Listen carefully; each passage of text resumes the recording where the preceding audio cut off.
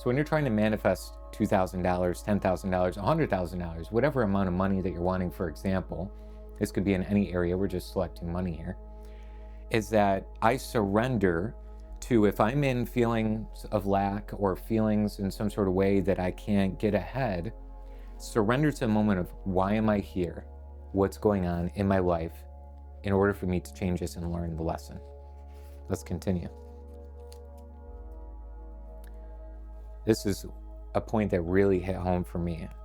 As I explored it inwardly, the first thing I noticed was that most of the mental activity going on in his head revolved around my likes and dislikes.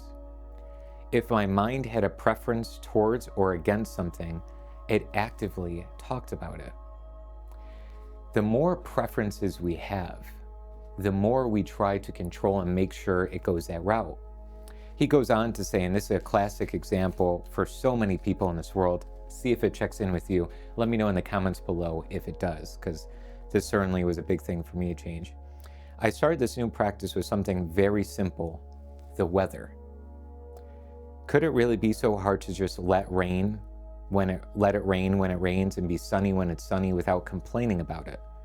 Apparently the mind can't do it, but he learned that he could.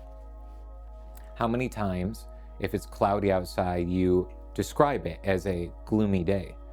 How many times when things are just not sunny for a whole week, you feel down or depressed, or say, the weather is controlling my emotional state or what's going on?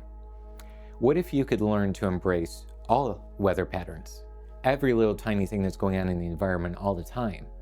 If you're able to do that already, you will start to have an inner peace, an inner gratitude for the way life is already. And already you'll have a sense of peace that almost no human being has ongoing.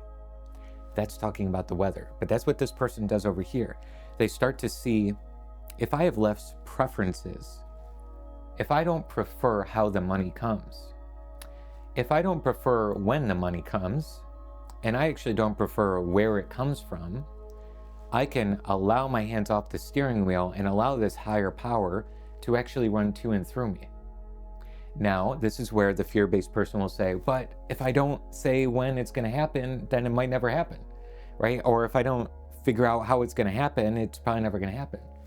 These are fear-based thoughts, though, because when you are in faith, you are believing in the higher power that if I let go, it'll be easier for it to find its way towards me.